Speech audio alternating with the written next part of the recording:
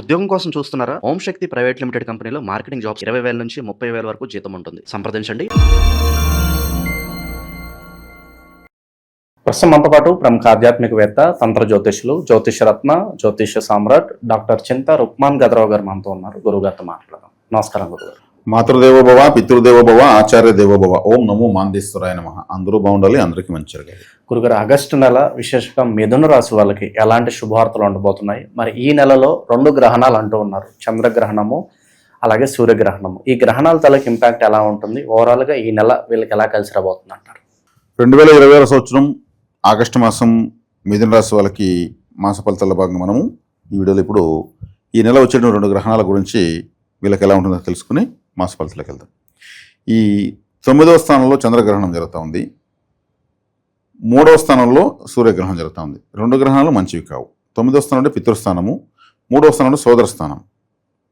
చేసే ప్రయత్నాలు ఈ 3వ స్థానంలో రవి కేతు గ్రస్త సూర్యగ్రహణము, 9వ స్థానంలో రాహు చంద్రగ్రస్త చంద్రకలయికలో చంద్రగ్రహణం జరుగుతూ ఉంది. చంద్రగ్రహణం పాక్షికంగా కనిపిస్తుంది. భారతదేశంలో సూర్యగ్రహణం కూడా కనిపించదు. విదేశాల్లో ఉన్న వాళ్ళకి మాత్రము తగు జాగ్రత్తలు తీసుకోవాలి. మిథున రాశిలోకి 2వ తేదీ కుజుడు వస్తున్నాడు, 1వ తేదీ శుక్రుడు 4 గంటలకు వెళ్తున్నాడు, 5వ తారీఖు రాశ్యాధిపతి 2 గంటలకు వెళ్తున్నాడు. రాశ్యాధిపతి 2 ఇంట్లో కూడా మంచిదే, గురువుతో కలుస్తున్నాడు. వీళ్ళకు గురుబలం ఆల్రెడీ ఉంది, మంచిది. జన్మంలో కుజుడు రావడము, కుజుని కేతువు చూడడము, శని చూడడము కోపానికి, తొందరకు, ఆవేశానికి, సోదర సోదరులతో తగవలాటలకు అంతా వచ్చేదానికి అవకాశాలు ఉన్నాయి. ఇది జాగ్రత్త తీసుకోవాలి. కుజుడు ఎప్పుడైతే ఎవరికైనా సరే జన్మరాశిలోకి వస్తాడో వీళ్ళకు సుబ్రహ్మణ్య స్వామి ఆరాధన చేయాలి. అదేవిధంగా విదేశాల్లో ఉన్న వాళ్ళకి ఎఫెక్ట్ ఉందని చెప్పాం కదా గ్రహణము. విదేశాల్లో ఉన్న వాళ్ళు ఏం చేయాలంటే 12వ తారీఖున వచ్చేటువంటి చంద్రగ్రహణానికి బియ్యము, పాలు, అదేవిధంగా వెండితో చేసిన కప్పులో నెయ్యి పోసి 2 సర్ప విగ్రహాలు, 5 తల పాము ఒకటి, 1 తల పాము ఒకటి, అవి మునిగేట్టుగా నెయ్యి పోసి దానం ఇవ్వాలి. విదేశాల్లో దానం చేసి ఇచ్చేదానికి అవకాశం చాలా తక్కువ కాబట్టి ఇక్కడ వాళ్ళకి సంబంధించిన వాళ్ళు ఉంటే వాళ్ళ దగ్గర వీళ్ళకు గోత్రము, నక్షత్రము, పేరు చెప్పి చేయడం మంచిది. పట్టుడు స్నానము, విడుపుడు స్నానము, మధ్యలో జపం చేయడం చాలా మంచిది. ఇక రవిగ్రహణానికి వచ్చేక్కడికి గోధుమలు, ఒక రాగి కప్పులో 2 చిన్న సర్పాలు పెట్టి నెయ్యి, మునిగే వరకు నెయ్యి పోసి దానం చేయడం మంచిది. ఇక్కడ భారతదేశంలో వాళ్ళకు తెలిసిన వాళ్ళ ద్వారా చేపించడం మంచిది వాళ్ళ పేరుతో. అదేవిధంగా సూర్యగ్రహణము అనేది వీళ్ళకు 3వ స్థానంలో వస్తుంది కాబట్టి మధ్యలో జపం చేయాలి. గ్రహణ సమయంలో జపం చేయడము వీళ్ళకు అశుభం పోగా వీళ్ళకు విశేషమైనటువంటి శుభఫలితాలు లభిస్తాయి. గ్రహణ సమయం వస్తుందంటే ఎవరికైనా సరే మంత్ర సాధనకు అనుకూలమైనటువంటి కాలము. అంతకన్నా పవర్ఫుల్ టైము అది. అప్పుడప్పుడు దేవుడు మనకు గిఫ్ట్ ఇస్తానట్లే, రాహుగ్రహణం, చంద్రగ్రహణం రూపంలో. ఆ టైంలో అన్ని పక్కన పెట్టి ప్రపంచాన్ని మర్చివేసి అత్యద్భుతమైనటువంటి మంత్ర సాధన చేసుకోవడం వల్ల అది ఒక పునశ్చరణ కిందకి లెక్క వస్తుంది. గ్రహణ సమయంలో ఒక మంత్రాన్ని కానీ జపం చేస్తే ఒక పునశ్చరణ కింద లెక్క. కాబట్టి ఈ విధంగా మంత్రాలు సాధించుకోవచ్చు. అంటే మంత్రసిద్ధి పొందిన వాళ్ళు ఈ సమయంలో మళ్ళీ చేయడం వల్ల అదే మంత్రాన్ని మరొక పునశ్చరణ వీళ్ళు సాధించినట్టు లెక్క అవుతుంది. కాబట్టి విశేషంగా మంత్ర సాధన చేసుకోవడం ఉత్తమం. అది చేసుకోగలిగిన వాళ్ళకు మళ్ళీ గ్రహణం ఒక వరంగా మారుతుంది, అది చేసుకోవాలి. ఇది విదేశాల్లో ఉన్న వాళ్ళకు సరిపోతుంది. తర్వాత జన్మంలో కుజున్నాడు కాబట్టి తలకు దెబ్బ తగిలిన అవకాశం ఉంటుంది, తలనొప్పి వచ్చే అవకాశం ఉంటుంది, అనవసరమైన తగులాట్లు వచ్చేది కూడా అవకాశం ఉంటుంది. శని చూస్తాడు, కేతువు చూస్తాడు కుజుణ్ణి. కేతువు 11 దృష్టి చూస్తాడు, శని 10వ చూపుతో చూస్తాడు. శని ఆల్రెడీ జూలై 27వ తారీఖుని వక్రంలో ఉంటూ వక్ర చూపుతో వెనుక నుంచి 10వ స్థానాన్ని మిథునం చూస్తాడు. కాబట్టి ఈ సందర్భంలో కాలభైరవ ఆరాధన, సుబ్రహ్మణ్య ఆరాధన, విఘ్నేశ్వర ఆరాధన చాలా ఇంపార్టెంట్. కాలభైరవ ఆరాధన శనేశ్వరుడికి, సుబ్రహ్మణ్య ఆరాధన వచ్చి కుజుడికి, విఘ్నేశ్వర ఆరాధన కేతువుకి. ఇది ఖచ్చితంగా చేసుకోవాలి. ఇతర దేశం ధనపరంగా బాగానే ఉంది వీళ్ళకు. 2వ ఇంట్లో రాశ్యాధిపతి గురువు ఉచ్చస్థితిలో ఉండడము చక్కగా ఉంది. ఇక 9వ స్థానంలో ఉన్నటువంటి చంద్రగ్రహణం వల్ల తల్లికి తండ్రికి ఇద్దరికి అరిష్టం అని చెప్పొచ్చు. ఏదన్నా వీళ్ళు వాళ్ళ పేర్లతో ఏదైనా అర్చన ఏదైనా చేయించడం చాలా మంచిది. ఏదైనా ఆలయంలో అభిషేకం లాంటివి చేయించడం మంచిది. ఇక మిథున రాశి వాళ్ళకు 10వ ఇంట్లోకి శని వక్రించాడు కాబట్టి జన్మజాతకంలో ఎవరికైతే శని వక్రంలో ఉంటాడో వాళ్ళకి మంచిది ఇప్పుడు. లేదంటే కొంచెం పనులు ఆలస్యం కావడము, శని కర్మకారకుడు కాబట్టి చేస్తున్న వ్యాపారాల్లో ఆదాయం మందగించడము, వ్యాపార అభివృద్ధి కోసం చేసేటువంటి ప్రయత్నాలు మందగించడము లాంటివన్నీ జరుగుతాయి. కాబట్టి కాలభైరవారాధన చేయడం వల్ల శనేశ్వరుడు యొక్క ఆ వ్యతిరేక ప్రభావాలు తగ్గుతాయి. ఇది ఖచ్చితంగా చేసుకోవాలి. ఇన్వెస్ట్మెంట్స్ పరంగా వీళ్ళకి ఏమైనా సలహాలు సూచనలు ఇస్తారు గురువుగారు? ఇన్వెస్ట్మెంట్ పరంగా సలహాలు సూచనలు ఉన్నప్పుడు వీళ్ళు ఇప్పుడు వస్తున్న ఆదాయాలను అట్లే కంటిన్యూ చేసుకోవడం మంచిది. సేవింగ్స్లోకి వెళ్ళడం మంచిది. శని వక్రం నశించిన తర్వాత అప్పుడు ఇన్వెస్ట్మెంట్ చేసుకోవడం మంచిది. ఇప్పుడు 10వ స్థానంలో వృత్తి స్థానంలో శని వక్రంలో ఉన్నాడు కాబట్టి ఇప్పుడు శుక్రుడు వీళ్ళకి 4వ ఇంట్లో నీచబడుతున్నాడు. 1వ తేదీ కరెక్ట్గా శుక్రుడు కన్యారాశిలోకి ఎంటర్ అవుతున్నాడు. కాబట్టి ఈ రాశిలో పుట్టిన పురుషులు వివాహ ప్రయత్నాలు చేయకపోవడం మంచిది. శుక్రుడు 5వ ఇంట్లో వచ్చే వరకు, తులారాశిలోకి వచ్చే వరకు ఓపిక పడడం మంచిది. శుక్రుడు కన్యారాశిలోకి వచ్చినప్పుడు ఏమవుతుంది, స్త్రీకారకుడు కన్యారాశిలోకి వచ్చి నిచ్చబడుతున్నప్పుడు కాస్త స్త్రీలతో ఆచితూచి వ్యవహరించడం మంచిది. లేదు వీళ్ళ భార్యకు అనారోగ్యం చేసే అవకాశం, వీళ్ళ కూతుర్లకు, పెద్దవాళ్ళు ఉంటారు కదా, పెళ్ళికి వచ్చిన అమ్మాయి వీళ్ళ కూతుర్లు ఉంటారు. ఈ మిథున రాశిలో పుట్టిన వాళ్ళకి ఎవరైనా కూతుర్లు ఉంటే వాళ్ళకి ఏదైనా అనారోగ్యం చేయడము, లేదు ఇంకేదైనా వాళ్ళకి సంబంధించినటువంటి ఏదో కష్టము నష్టము రావడం లాంటివి జరుగుతూ ఉంటాయి. వీళ్ళు ఖచ్చితంగా ఏదైనా అమ్మవారి ఆలయానికి వస్త్ర సమర్పణ చేయడం మంచిది. శుక్రవారం రోజు కానీ భరణి పుబ్బ పూర్వష నక్షత్రాల రోజు సమర్పించుకోవడం మంచిది. ఇది చక్కటి పరిహారము. అదేవిధంగా అమ్మవారికి సుగంధ ద్రవ్యాలతో అభిషేకం చేయడం మంచిది. చేస్తే చక్కటి ఫలితాలు ఉంటుంది. శుక్రుడు అన్నప్పుడు మనకు అలచందలు వస్తుంది, పెద్ద అలచందలు వస్తాయి, తెల్ల అలచందలు. వాటిని దానం చేయడం మంచిది. వాటిని చక్కగా నానబెట్టి శుక్రవారం రోజు ఏదైనా గోవులకు సమర్పించడం మంచిది. అలచందలు చేసిన వడలు అమ్మవారికి నైవేద్యంగా పెట్టి పంచడం కూడా చాలా మంచిది. ఇప్పుడు శుక్రుడు చాలా ముఖ్యమైన గ్రహం మిథున రాశికి. పంచమాధిపతి, పంచమ స్థానానికి 1000లో ఉన్నాడు, అంటే సంతాన స్థానానికి. ఈ మధ్యకాలంలో పెళ్లి చేసుకున్న వాళ్ళకు కాస్త సంతానం ఆలస్యంగా కలిగేదానికి అవకాశం ఉంటుంది. సంతాన సాఫల్యతలో అననుకూలతలు, వ్యతిరేకతలు ఎదుర్కోవడానికి అవకాశం ఉంది. కాబట్టి చక్కగా అమ్మవారి ఆరాధన చేయడం వల్ల శుక్రగ్రహం యొక్క వ్యతిరేకత నశిస్తుందని చెప్పచ్చు. కాబట్టి ఇప్పుడు చెప్పిన రాశి మాస ఫలితాలు 1-2 సార్లు విని వీటిని ఆచరించుకుని శుభ ఫలితాలు పొందాలని ఆశిస్తున్నాను. ఓవరాల్గా ఈ మిథున రాశి వాళ్ళకి ఆగస్టు నెల ఏ విధంగా కలిసి రాబోతుంది, ఎటువంటి పరిహారాలు చేసుకోవాలి, మంచి విశ్లేషణ అందించారు గురుగారు. ధన్యవాదాలు. ప్రస్తుతం మనతో పాటు ప్రముఖ ఆధ్యాత్మికవేత్త, వేదిక్ ఆస్ట్రాలజర్ అవినాష్ దాస్ గారు మనతో ఉన్నారు. గురువు గారితో మాట్లాడేద్దాం. నమస్కారం గురుగారు. నమస్కారం అండి. ఓం నమ శివాయ, ఓం నమో వెంకటేశాయ. ఆగస్టు నెల మిథున రాశి వాళ్ళకి ఏ విధంగా కలిసి రాబోతుంది, ఏ విషయాలు ఎక్కువగా వీళ్ళు జాగ్రత్తలు తీసుకోవాలి, ఈ నెల వీళ్ళకి ఎలా ఉండబోతుంది గురుగారు? ఆగస్టు మాసం ఎలా ఉండబోతుందో చూద్దాం. వీళ్ళకి సూర్యుడు లగ్నంలో, గురువు 2వ ఇంట్లో, 3వ ఇంట్లో శుక్రుడు ఉన్నాడు. సో సూర్యుడు ఫస్ట్ హౌస్లో ఉండడం వల్ల బేసికల్గా క్లారిటీ, ధర్మం, రిలీజన్, అంటే నేను ఇంకా ఇప్పటి నుంచి ఇదే చేస్తాను, నేను వేరే చేయను. వాళ్ళెవరో వస్తారు, సార్ మీరు వ్యాపారం పెట్టండి సార్, ఈ వ్యాపారం, సార్ మీరు ఇన్వెస్ట్మెంట్ చేయండి సార్. నేను చేయనమ్మా, నేను జాబ్ చేస్తున్నా, దీంట్లోనే ముందుకెళ్తా, ఇదే ఫీల్డ్లో ఉంటా, మీరు వద్దు, మీ ఇన్వెస్ట్మెంట్ మీద వద్దు, థ్యాంక్ యూ అంటే క్లారిటీ, ఒక క్లారిటీ ఇవ్వడం అందరికీ. మీకన్నా 10 రకాలు, 10 సార్లు అన్నీ తెలుసు మాకు, చాలా క్లారిటీ ఉంది మాకు లైఫ్లో. ఇప్పుడు మీరే చెప్పండి, సడన్గా ఒక జాబ్ ఉంది, ఒక భార్య ఉంది, 2 పిల్లలు ఉన్నారు, మంచి శాలరీ వస్తుంది, హ్యాపీగా లైఫ్ నడుస్తుంది. అవన్నీ మానుకొని ఎవరన్నా సడన్గా బిజినెస్ స్టార్ట్ చేస్తారా? బుద్ధున్నాడు ఎవరు స్టార్ట్ చేయడు. జీవితం మంచిగా నడుస్తుంది, దాన్ని అట్లా పోని అంతే కదా. సో క్లారిటీ అన్నమాట. నేను ఈ పని చేస్తున్నాను, ఏదైనా ఏ విషయంలో అయినా విపరీతమైన క్లారిటీ. లగ్నంలో సూర్యుడు అంటే లైట్, అంటే జీవితంలోనే క్లారిటీ, జీవితానికి ఒక క్లారిటీ, అన్ని విషయాల్లో క్లారిటీ వచ్చేస్తుంది. తర్వాత 2వ ఇంట్లో గురువు, 2వ ఇంట్లో గురువు ఏం చెప్తాడంటే ఖర్చు పెట్టేటప్పుడు ఆలోచించకూడదు.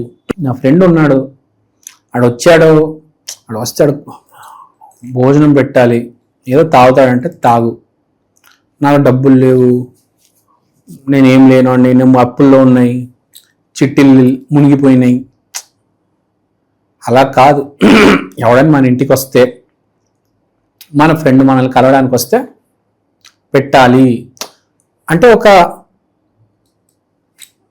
క్లారిటీ, ఒక లౌక్యం, మనం ఇలా ఉన్నాము, మన ఫ్యామిలీ బాగుంది. అది కాకుండా మనల్ని కలవడానికి మనం ఎవరైనా మీట్ అవుతే వాళ్ళని సంతోషంగా చూసుకోవాలి.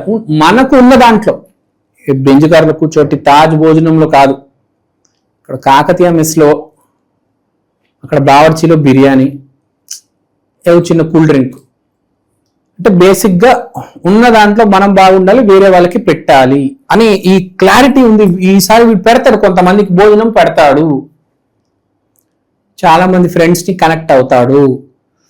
హాయిరా, ఎలా ఉన్నావు, ఏం చేస్తున్నావు, మొన్న అక్కడ కనిపించావు, అందుకనే ఫోన్ చేశాను నీకు, ఒకసారి రా కలుద్దాం, ఇన్ని రోజులైంది, సమ్ ఒక యాక్టివిటీ విత్ ఫ్రెండ్.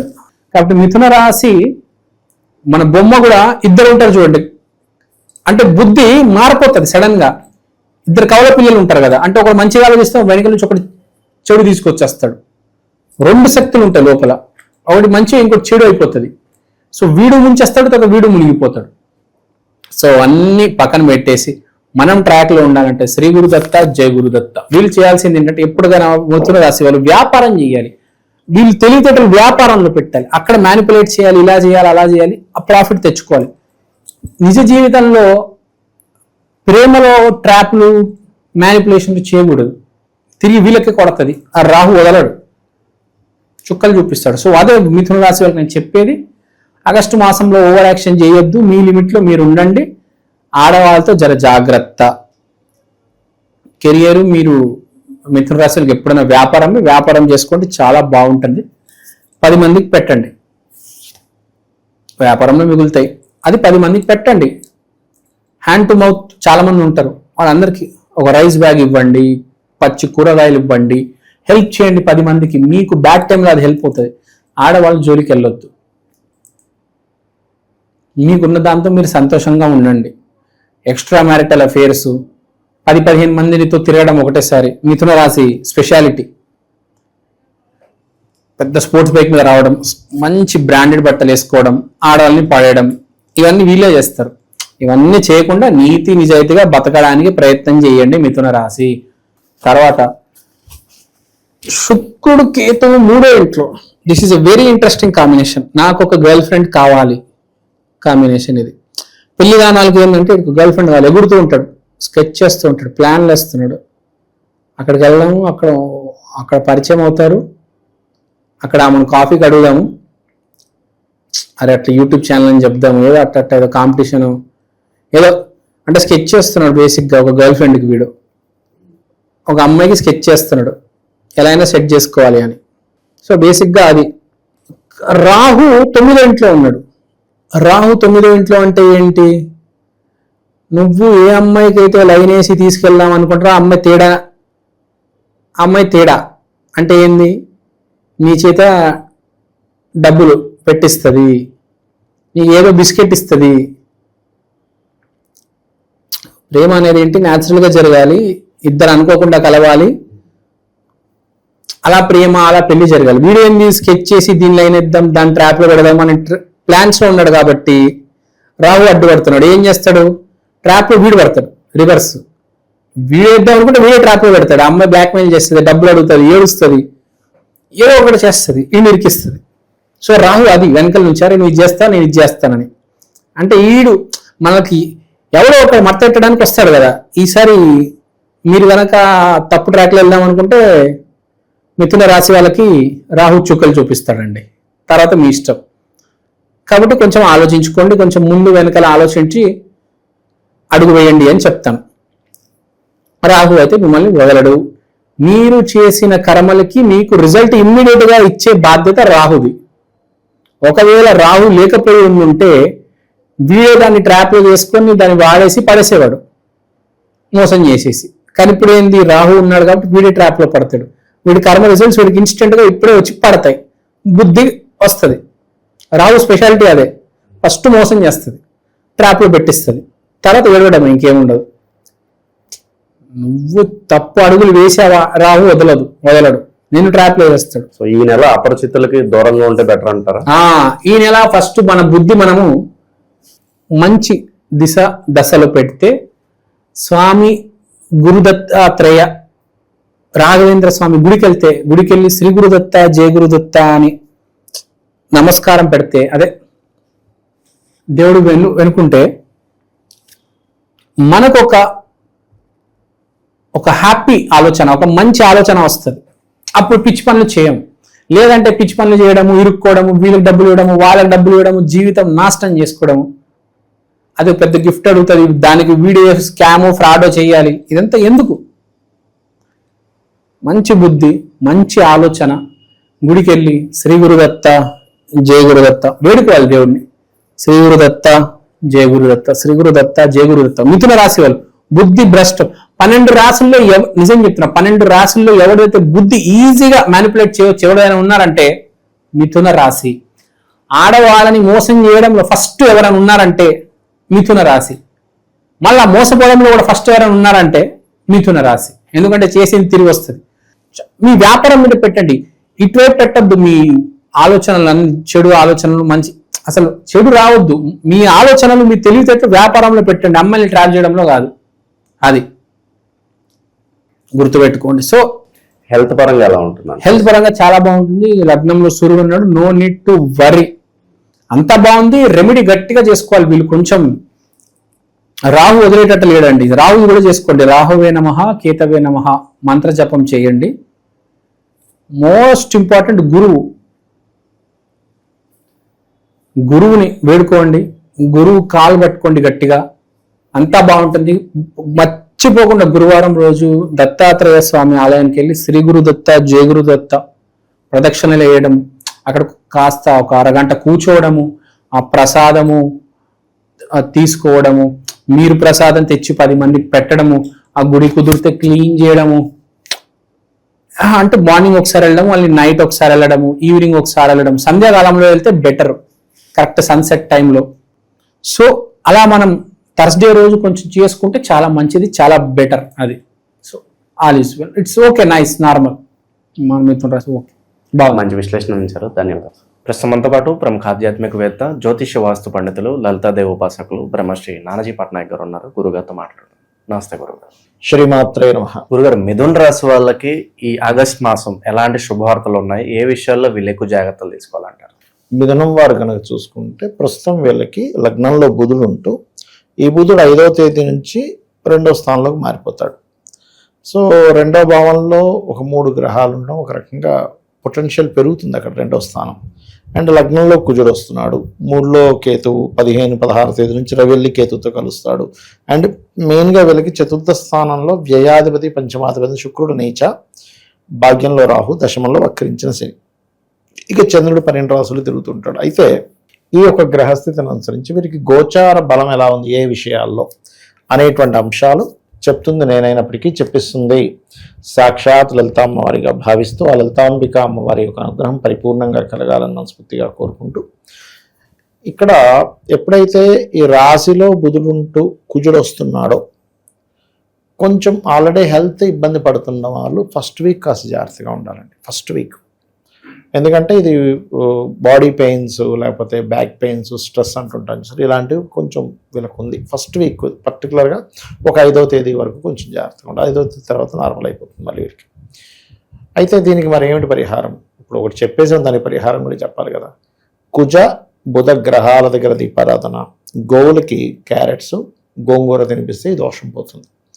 ఫైనాన్షియల్గా అయితే చాలా బాగుంది, ఎందుకంటే 2 గ్రహాలు ఆల్రెడీ జీవాత్మ సంయోగంలో ఉన్నాడు, మళ్ళీ బుధుడు వచ్చి చేరుతున్నాడు. కాబట్టి 5వ తేదీ నుంచి 15వ తేదీ వరకు ఫైనాన్షియల్గా రావాల్సిన డబ్బు, ఎవరి దగ్గర నుంచి ధనం రావాలి, అది కనుక ప్రయత్నం చేసినట్లయితే వీళ్ళకి ఆ ధనం వస్తుంది. ఇక 3లో కేతు ఉంటూ రవి కూడా వెళ్తున్నాడు కాబట్టి కొన్ని విషయాల్లో, కొన్ని కమ్యూనికేషన్స్ విషయంలో కొంత ఈగో క్లాషెస్ వస్తాయి, అది కొద్దిగా చూసుకోవాలి. 4లో శుక్రుడు నీచంలో ఉన్నాడు కాబట్టి ఇక్కడ కొంత ప్రేమ వ్యవహారాలు కొంచెం సఫలీకృతం అవ్వకపోవడం కావచ్చు. వాహనం మీద వెళ్ళేటప్పుడు జాగ్రత్తగా వెళ్ళాలి వీరు. వాహనం మీద వెళ్ళేటప్పుడు, గృహ నిర్మాణం చేసేటప్పుడు, ఏదైనా వస్త్రాలు ఆభరణాలు కొనుగోలు చేసేటప్పుడు చాలా కాస్ట్లీ ఐటమ్స్ అని కొనుక్కుంటే అది ఒక్కోసారి డూప్లికేట్ అవుతుంది. అటువంటివి పర్టికులర్గా ఈ నెలంతా జాగ్రత్తగా ఉండాలి.